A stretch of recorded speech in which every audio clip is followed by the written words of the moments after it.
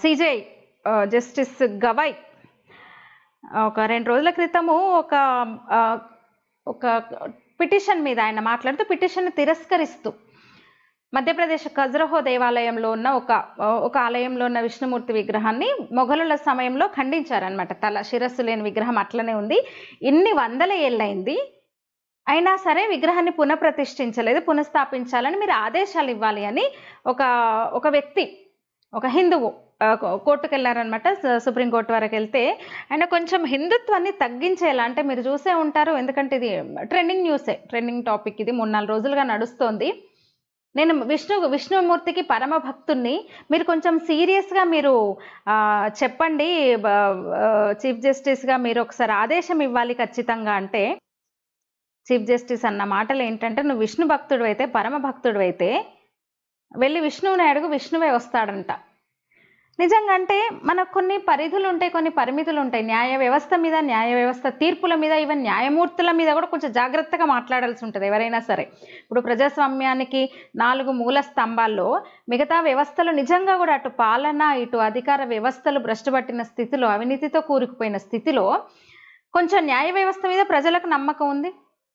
న్యాయ వ్యవస్థను ఆశ్రయిస్తే ఏదో జరుగుతుందన్న ఒక ఆశ, ఇంకా ఒక విశ్వాసం అయితే న్యాయ వ్యవస్థ మీద ఉంది కదా. మరి ఇంకెవరితో చెప్పుకుంటారు? న్యాయ వ్యవస్థ దగ్గర వెళ్ళి పరిస్థితి ఇది, మా సమస్య ఇది అని చెప్పుకోకుండా ఇంకెవరితో చెప్పుకోవాలి ఇలాంటి మాటలు మాట్లాడితే?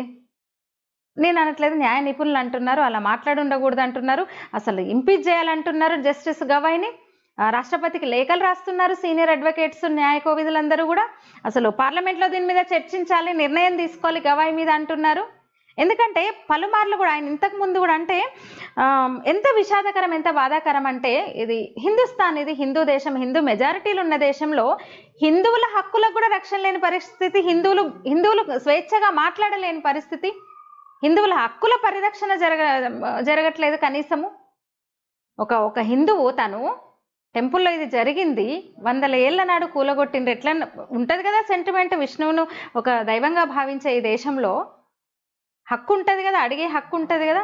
సరే అనొచ్చు, గవాయ్ పిటిషన్ని తిరస్కరించినా సరే ఆర్కియలాజికల్ సర్వే ఆఫ్ ఇండియా ఆధీనంలో ఆ టెంపుల్ ఉంది కదా, వాళ్లకు మీరు మరి రాస్తాము, లేదా మీరు వాళ్ళని ఆశ్రయించండి అని ఒకటి ఏదైనా చెప్పొచ్చు కదా. అలా కాకుండా విష్ణు వస్తాడా, నీ విష్ణువునే మొక్కుకోపో, నువ్వు విష్ణువుకు ప్రార్థన చేయిపో, నువ్వు విష్ణువు ధ్యానించిపో, ఆయనే వస్తాడు అంటే అసలు ఆ మాటలు ఏమనాలి? అసలు మరో మతం మీద అలాంటి సందర్భం వచ్చినప్పుడు ఏదన్నా అలాంటి ఆ కేసు ఏదన్నా అలాంటిది ఏదన్నా పిటిషన్ జరిగితే మాట్లాడగలరా న్యాయమూర్తులు? ముఖ్యంగా సుప్రీం చీఫ్ జస్టిస్ ఆయన. తర్వాత చాలా వివాదమైంది, 3 రోజులుగా అదే నడుస్తోంది. సోషల్ మీడియాలో అసలు విపరీతంగా వైరల్ అయింది ఆయన అన్న మాటలు. ఆయన ఇట్లా అన్నారు అంటే లిఖితంగా లేదు, అది లిఖితపూర్వక అనే పిటిషన్ని తిరస్కరిస్తూ ఇచ్చిన తీర్పులో లిఖితపూర్వకంగా లేదు, కానీ ఓరల్గా ఆయన అన్న మాటలు ఇవి అనమాట. తీర్పు సందర్భంగా ఓరల్గా పిటిషన్దారుని ఉద్దేశించి ఆయన చేసిన మాటలు అనమాట గవాయ్. దీని మీద కూడా చాలా, ఇంకా ఆయన గురించి కూడా అసలు గత కొన్ని రోజులుగా జరుగుతుంది న్యాయ వ్యవస్థ ప్రక్షాళన జరగాలని, న్యాయమూర్తుల తీర్పుల మీద చర్చ ఎట్లాగూ జరుగుతుంది. కానీ ఇంకా ఈయన ఏంటంటే అందరం సంతోషించిన, నిజంగా భారతీయులందరూ కూడా జస్టిస్ గవాయ్ చీఫ్ జస్టిస్ అవుతున్నారు, సీజే అవుతున్నారంటే, ఎందుకంటే నిజంగా కూడా ఒక షెడ్యూల్డ్ కాస్ట్, షెడ్యూల్డ్ ట్రైబ్స్ నిజంగా వివక్షకు గురైనాయి, అన్ని రంగాల్లో వెనుకబడ్డారు. అందుకని వాళ్ళ కోసమే కదా రిజర్వేషన్ ప్రవేశపెట్టి, నిజంగా బాబాసాహెబ్ అంబేద్కర్ రిజర్వేషన్ తీసుకొచ్చి, అంటే ఒక అసమానతలు తొలగాలి, కులాల మధ్య అసమానతలు తొలగాలి, వెనకబడిన వర్గాలన్నీ కూడా అన్నిట్లో అన్ని రంగాల్లో రాణించాలని బెటర్ మంచి ఉద్దేశం అది.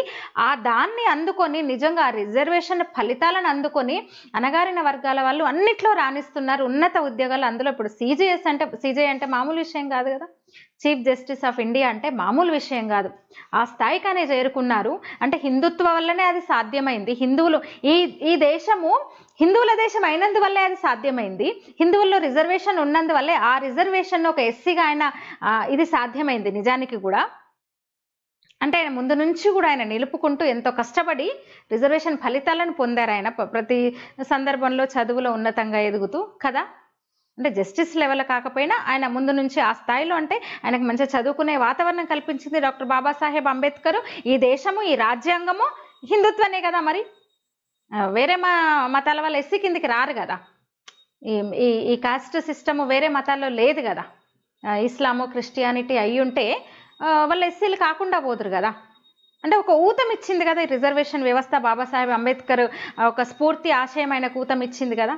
హిందుత్వం, ముఖ్యంగా హిందూ ధర్మం ఆయనకు ఒక ఇది ఇచ్చింది కదా. మరి హిందువుల గురించి, హిందుత్వ గురించి ఏమనాలి వీళ్ళని? చెప్పాను కదా, ఇంతకు మించి ఏం అనలేము. అయినా సరే ఒక అంటున్నారు, న్యాయ కోవిదులు చెప్తున్నారు ఇలా అనకుండా ఉండాల్సిందని చెప్తున్నారు. అయితే ఆయన కూడా ఏమంటున్నారంటే, నేను ఆ మాట అనలేదు, సోషల్ మీడియాలో పూర్తిగా మిస్లీడ్ జరుగుతోంది, నేను అన్న మాటలను పూర్తిగా వక్రీకరణ జరుగుతుంది, నేను ఆ మాట అనలేదు అంటున్నారు ఆయన. ఇంకో కొందరు మళ్ళీ ఆయనకు సపోర్ట్ కొందరు వచ్చారు.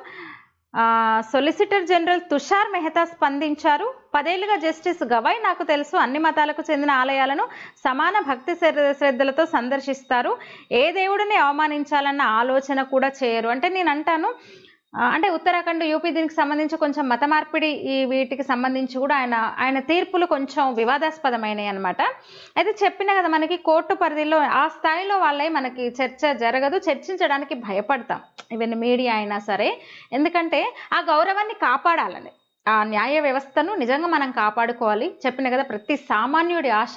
అన్ని వ్యవస్థలు విఫలమైన స్థితిలో ఈవెన్ మీడియా కూడా 4వ స్తంభం అంటాం కదా, 4th ఎస్టేట్ అంటాం కదా, ఈ 3 వ్యవస్థలు విఫలమైన స్థితిలో సామాన్యుడు కోర్టు వరకు వెళ్తాడు, కోర్టు మెట్లు ఎక్కుతాడు. మరి అందుకని ఆ న్యాయ వ్యవస్థ మీద నిజంగా మనకు ఉండాలి, ఉంది కూడా. నిజంగా మన అద్భుతమైన న్యాయ వ్యవస్థ కొన్ని దేశాలతో పోలిస్తే నిజంగా కూడా భారత న్యాయ వ్యవస్థకు ఇది లేదు. కానీ ఇలాంటివి వచ్చినప్పుడు కొంచెం ఆవేదన కలుగుతుంది. ఆయన అన్న మాటలు మీరు కామెంట్లో చెప్పండి మీకేమనిపిస్తుంది నిజంగా. ఎందుకంటే చాలా వైరల్ అవుతుంది, వివాదం అవుతుంది.